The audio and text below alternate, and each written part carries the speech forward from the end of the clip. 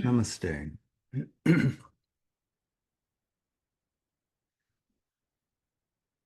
So,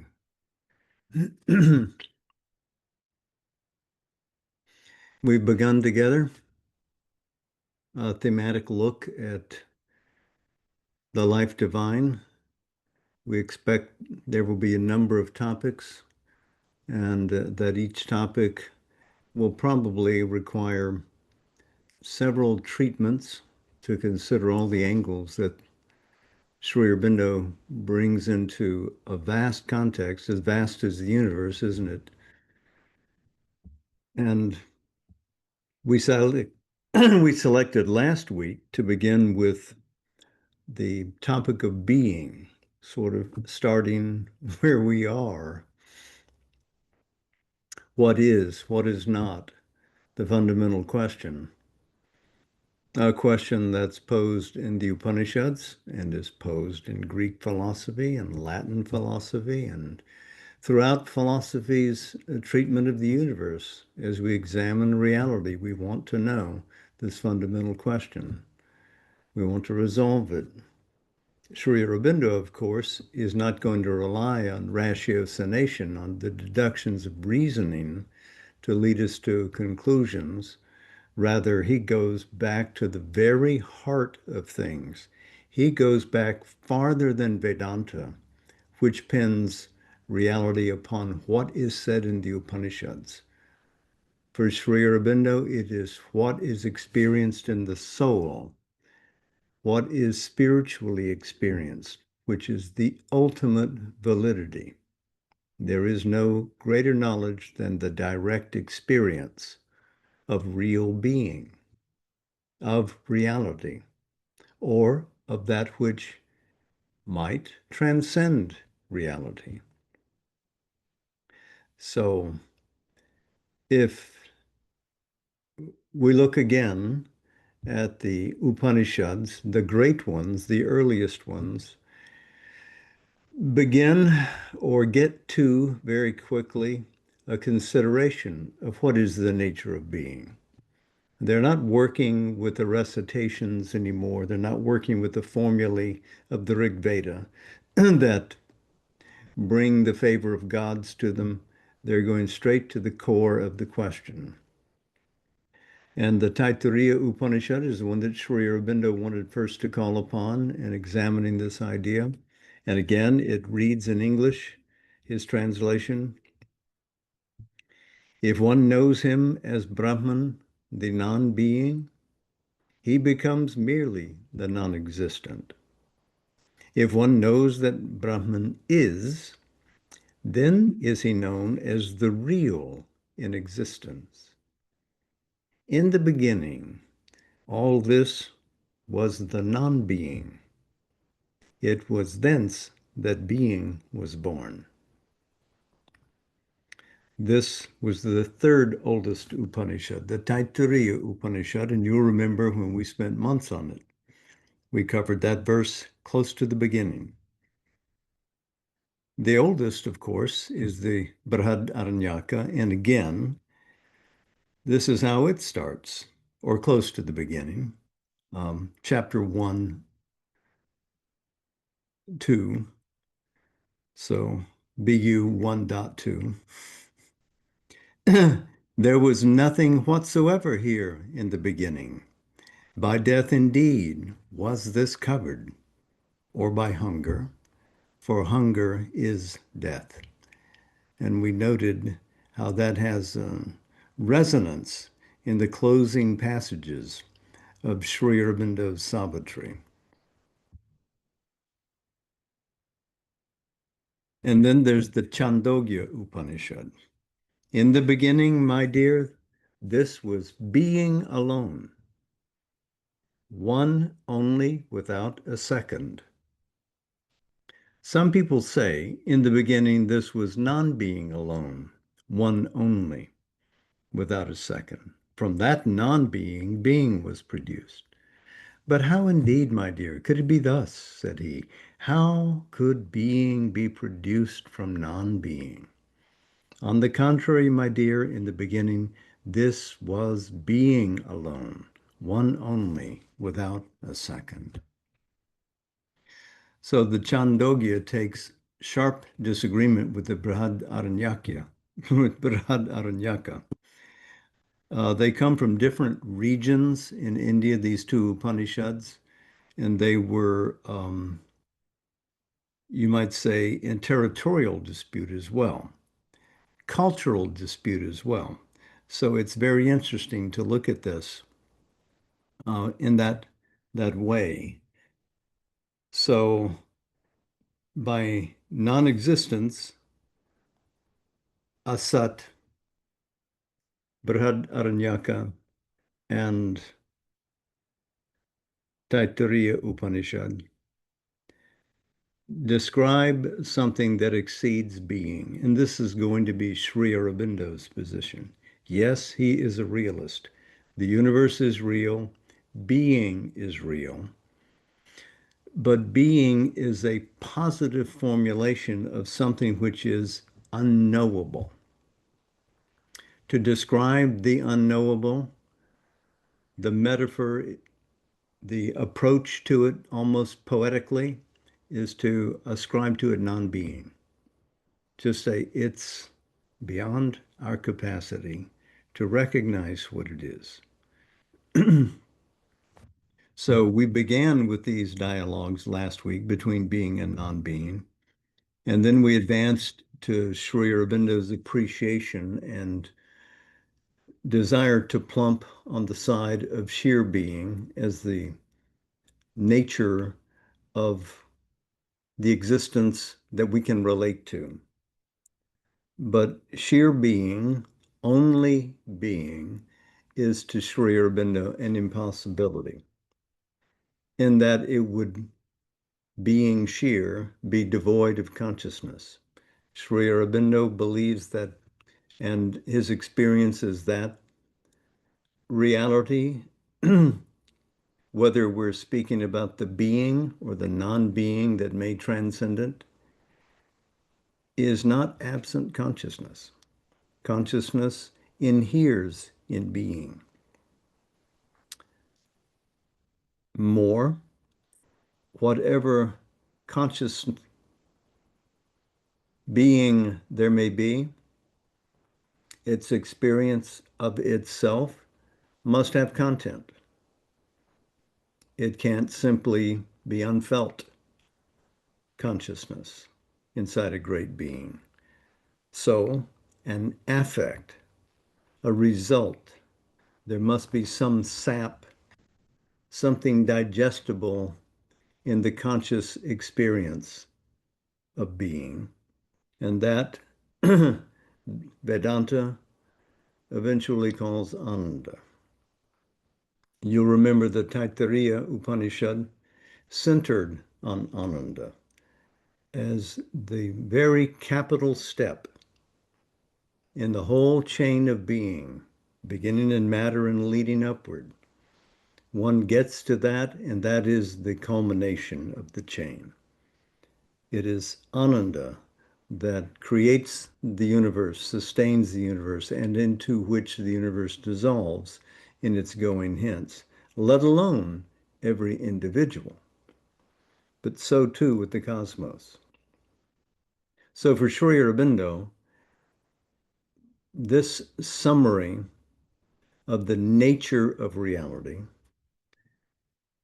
takes us back to the idea of Satchit Ananda. It's a concept that doesn't come into real play in philosophic discourse until the early centuries of the Common Era. But you can see that it is perhaps not named, but substantially present in the earliest of the Upanishads and the most important of the Upanishads. And Sri Aurobindo notes that this Satchitananda is cognate with this world in some sense, that this world in which we abide, this universe, this cosmos, universe, this one world or set of worlds, this cosmos, that which is fairly composed from apparent chaotic elements, is real precisely because it exists only in consciousness. If the infinite being did not cognize this, it could not be. More, it is a conscious energy, one with being, that creates it, this world. So there must be volition within this conscious being to move and to manifest a cosmos from its own being. If it is the only reality, it must come from its being. If it is the only reality, then the cosmos must be situate, must be inside this great being, conscious of the cosmos which dwells within it, and therefore of all that dwells within the cosmos. There must be absolute penetration. There cannot be any void anywhere in the chain of manifestation. That reality must abide everywhere, in all things. But conscious being clearly is more than the universe. And again, Sri Aurobindo uses the terms which we will frequently return to, transcendent, universal, and individual, to describe the three poises of being.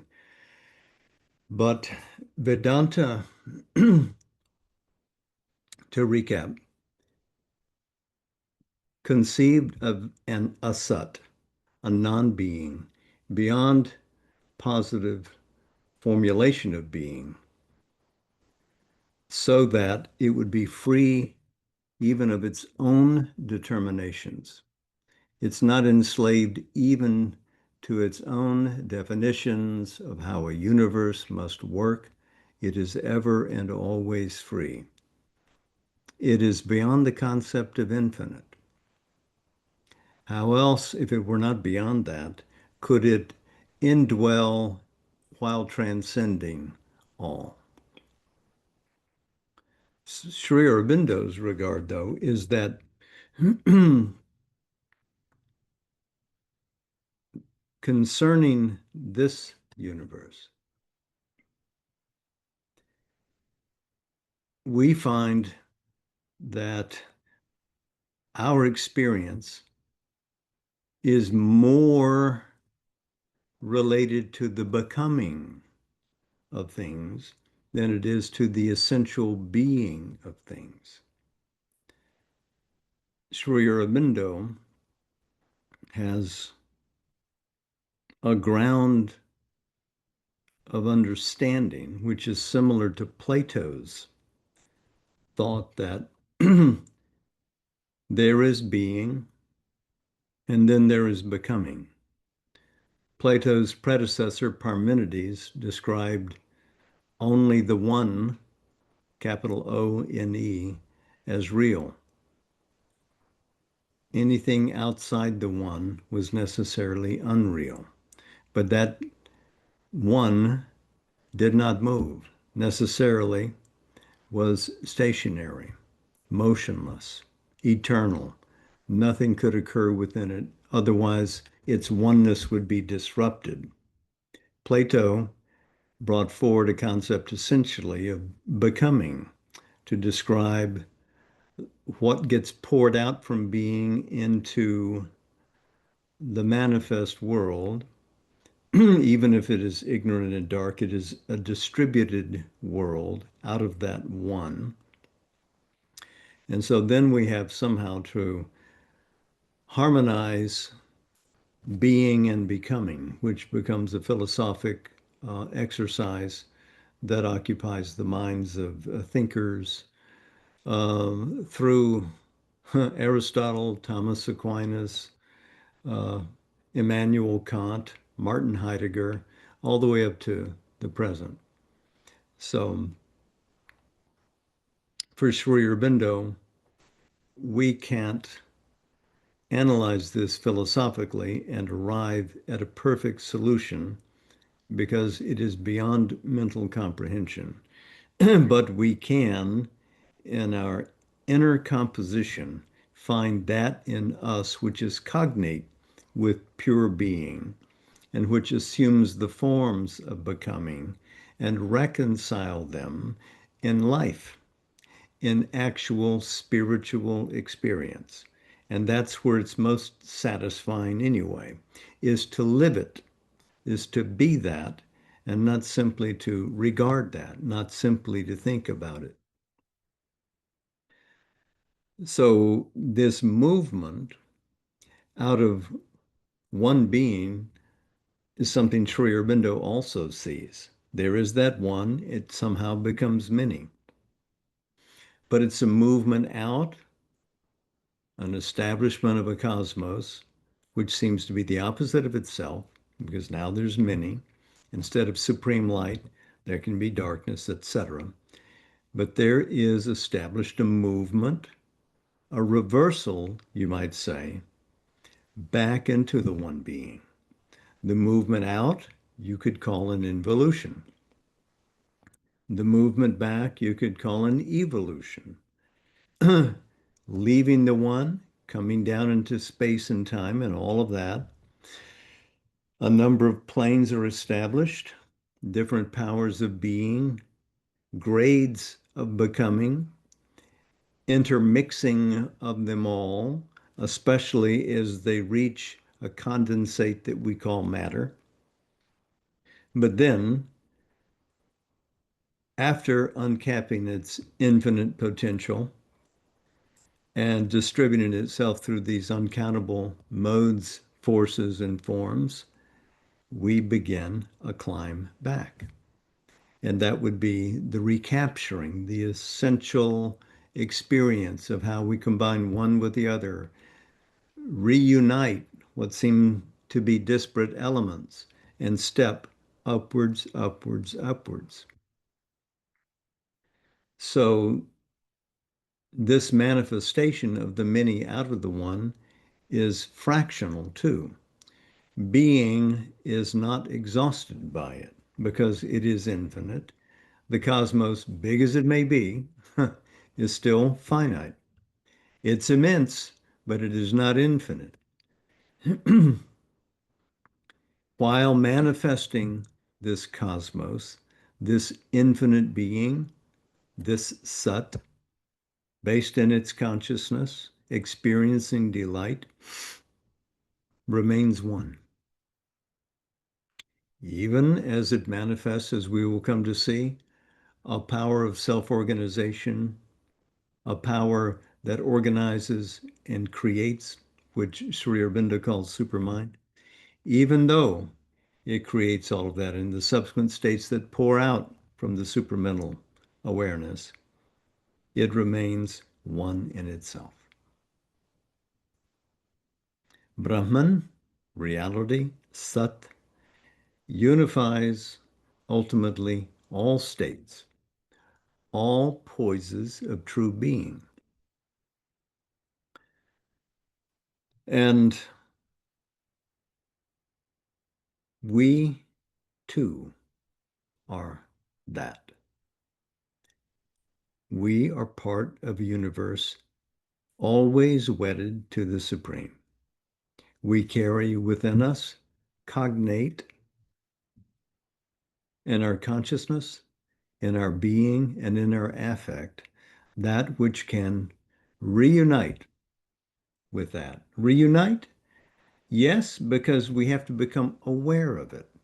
But there is never any real separation. We may think that we sit here on a globe and we look at the universe from afar and study it as an object, but we are part of the universe.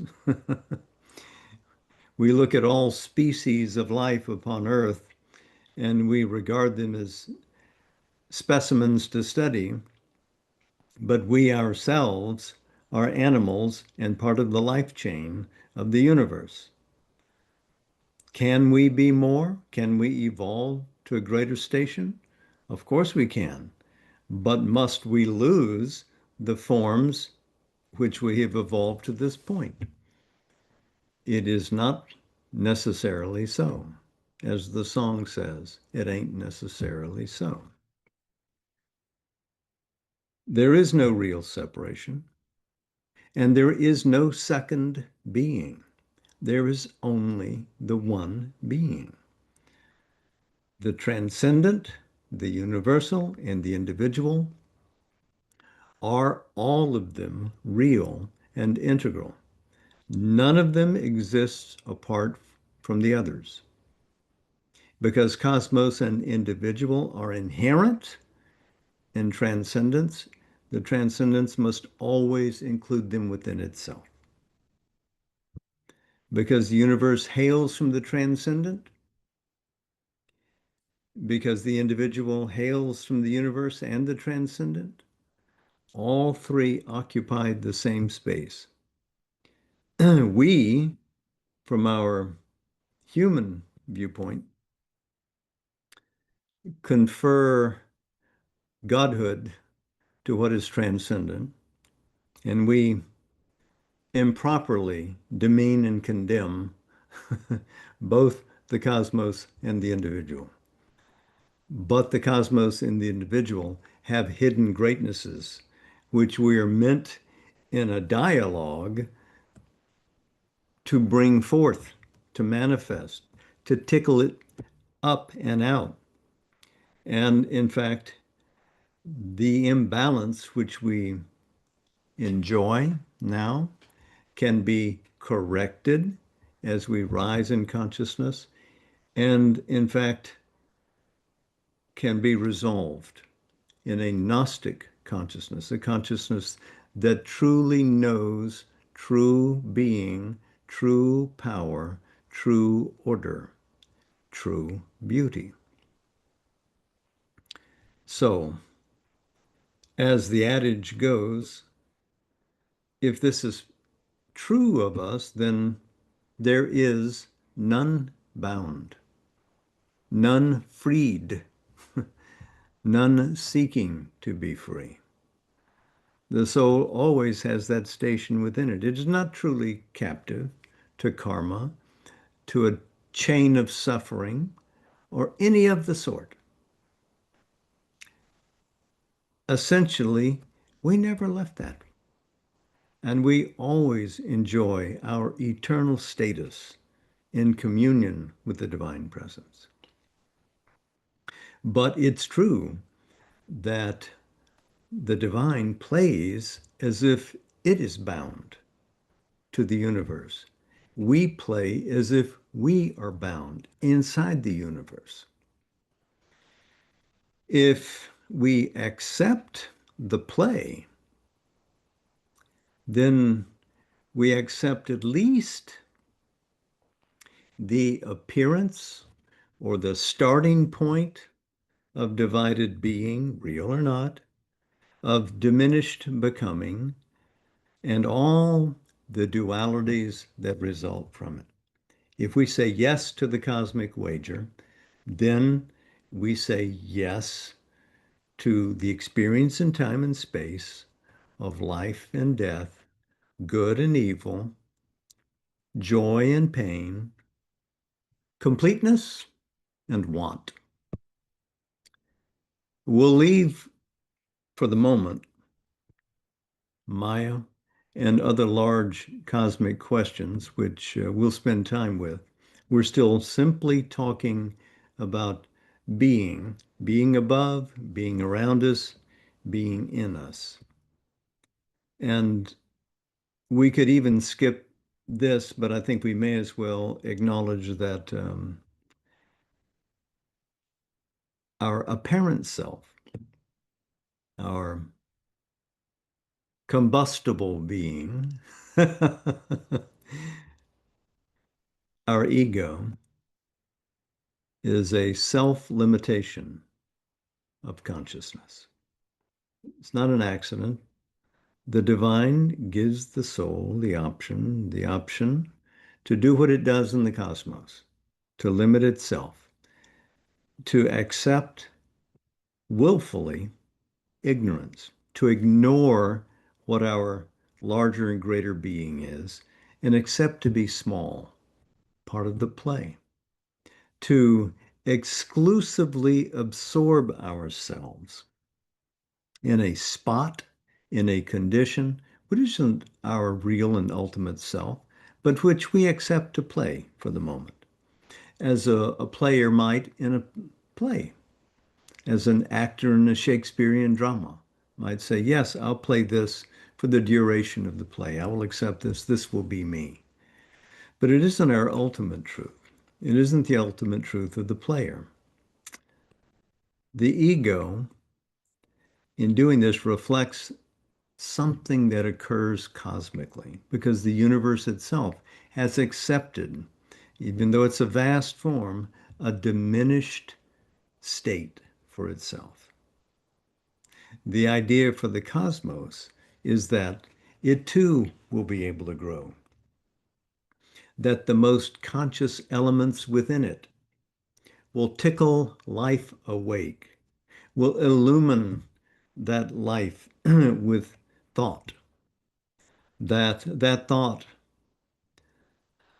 aware of its own ignorance ultimately, will seek greater answers. If it can't find them outside, it will look inside. And that will lead back to spiritual truth. Now, this happens on an eonic scale. Eonic. It's not quick. So the universe, in a sense, suffers until the individual awakes. And the individual must do all possible to kindle into fire all the hidden potentials in herself or himself so that they can be articulated. They can become active cosmically and plant a method and a pattern that can be replicated and built upon. So the universe is repeated and stationed in each of us. We have the universe inside of us, and we are stationed in the universe, and it is in us completely. All the chords of being, the sevenfold chord of being from matter all the way up to the supermind and beyond into Satchit Ananda, all that is here in each person. All that is present. The universe is just dripping with secret divinity. Should we bother to stir matter and make it come to the surface? So secreting the supreme, a movement from that, is a reverse darkness in the divine play. Its redemption comes by recovering the universal in the individual and the spiritual in the physical consciousness. So we have to recapture who and what we are. We have to find what we are soulfully. The answer, what is the truth of our individuality? We have, while in the body, to widen out and experience the whole universe within the body and the body as the universe, as above, so below, the measure of the human must be taken, but in psychic and spiritual terms. And in that way, the all, what is the universal as a whole composed together, is realized in the individual, made real in the individual. Conscious, we're aware, there are no boundaries. Realized in the vast stretch of evolution. The soul is revealed or actively emerges from behind the ego which we have little use for thereafter. It can hang around or not, but the soul comes forward as the conscious center of divine unity.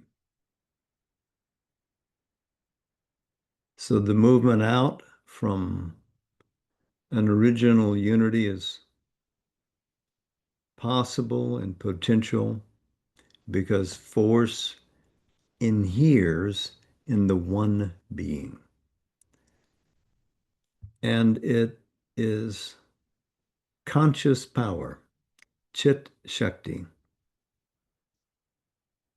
stepping out from Sat, that builds the worlds and manifests existence.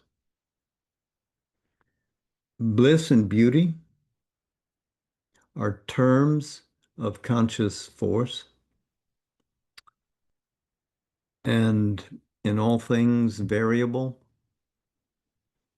we find the expression of an invariable delight. That changeless bliss manifests itself in all things, bubbling here and there, and not recognized as bliss because we interpret it, if it's too strong for us, as exceeding rapture or as intolerable pain. But all of it to the cosmic eye is waves and waves of delight. And in inherent being, all is delight. So the note to the individual is that it is only if you remain clamped in your body and identified with your ego, if you think the instrument is you, that you will suffer. When you escape that definition and re-enter into the ocean of the cosmos, into the transcendence of real being, that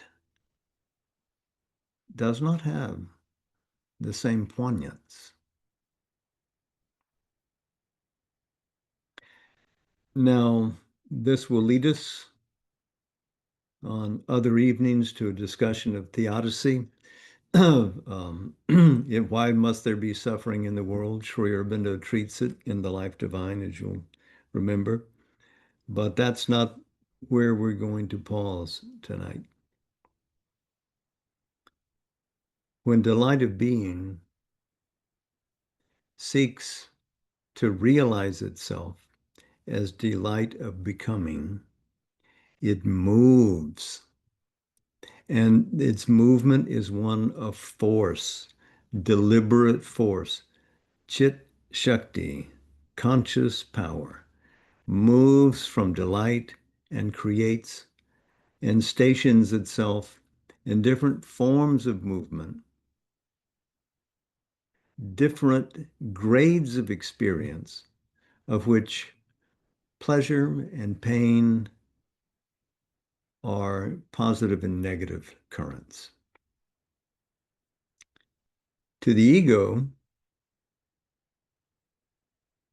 the flux of what we experience on the surface is inglorious and fails, and we're dissatisfied with the world and our experience. But when Agni, so to say, burns up the shoots of earth, carves away, gets rid of the superficial, and brings forth the essential, the delight emerges. And division,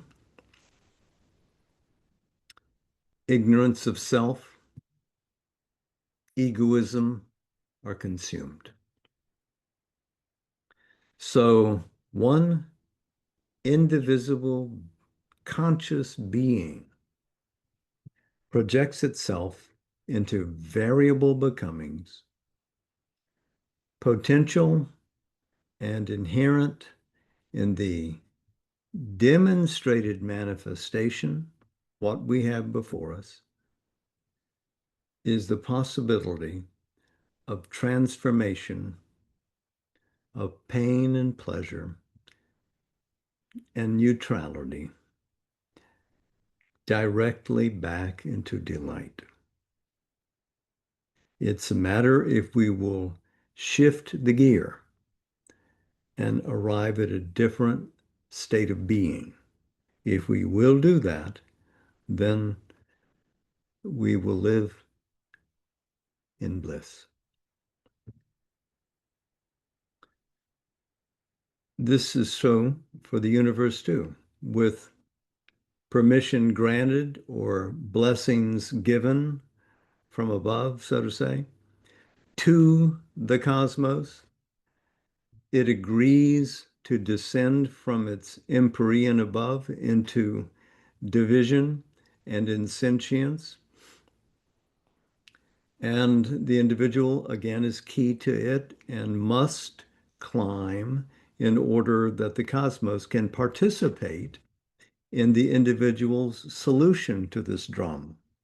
We have to find the answer, not simply for ourselves to have the satisfaction of pure existence here living in a body, but in a sense, it is something in which the universe participates very much. It is a win for the cosmos. So, if we won't do it for ourselves, will we do it for the larger being in which we sit? The soul, to justify its career here, must live in a universal station and exceed the common effort of humanity to possess, to dissolve, and to devour each other, which is the ego's first play. So, to sum up, through all this cosmic travail, all this universal work, the secret reality, real existence, is always one, just one, and expresses its innate delight multiply in cosmic play. Delight of being is the source of the universe's dance. It's recoverable inside the finite being in the flow of time. And the rasa, the sap, the juice that we individually experience is tasted by the cosmic being and offered to the transcendent, all united together. So we gather the flowers, we bring them representing the cosmos, and with the cosmos, place it on a plate and lift it up. And the transcendent accepts. The circle has become complete. Separation, division is proven through this inner growth to be an incomplete truth, an apparent truth. And unity ultimately reigns.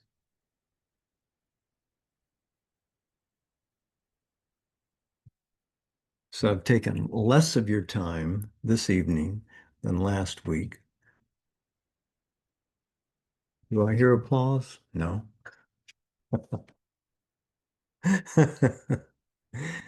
So, Savitri, and I think maybe let's go to page 6, book 1, the Book of Beginnings,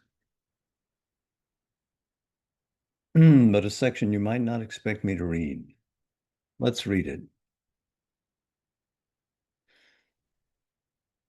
And Savitri too awoke among these tribes that hastened to join the brilliant summoner's chant, and lured by the beauty of the apparent ways, acclaimed their portion of ephemeral joy. Akin to the eternity whence she came, no part she took in this small happiness. A mighty stranger in the human field, the embodied guest within made no response. The call that wakes the leap of human mind, its checkered, eager motion of pursuit, its fluttering hued illusion of desire, visited her heart like a sweet alien note. Time's message of brief light was not for her.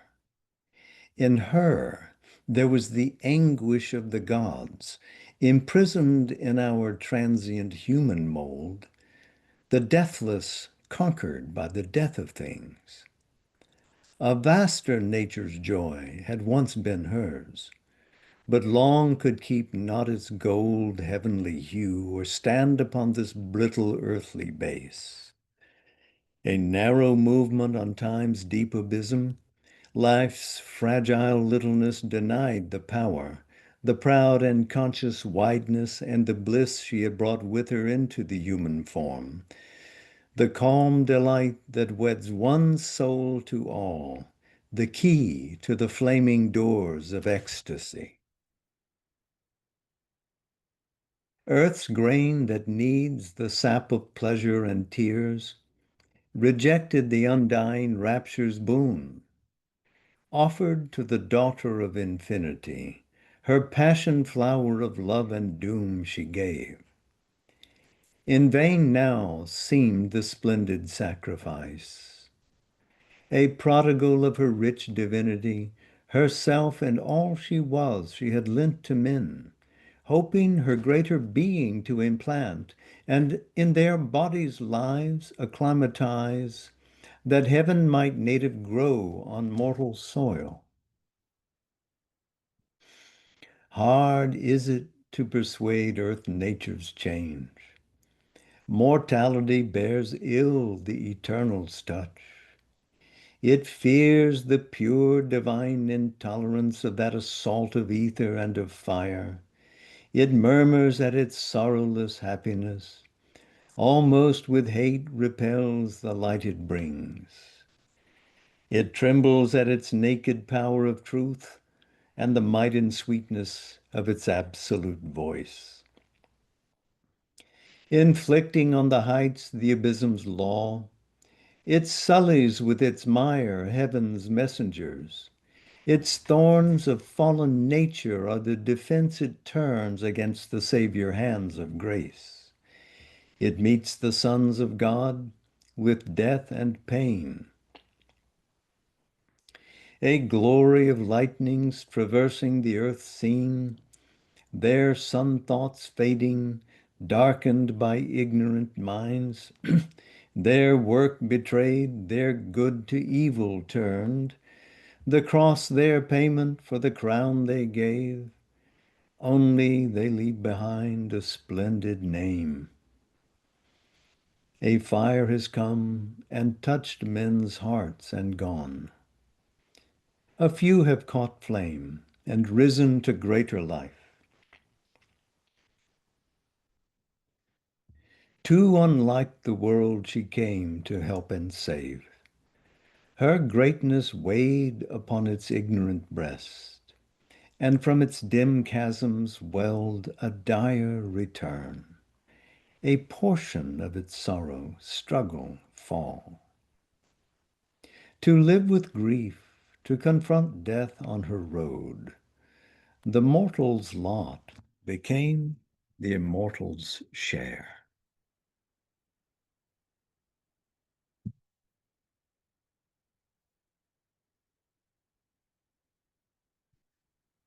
A reminder of our work. Hmm. So, hmm. Be strong, be beautiful, Be true. Namaste. Jai Ma. Hmm.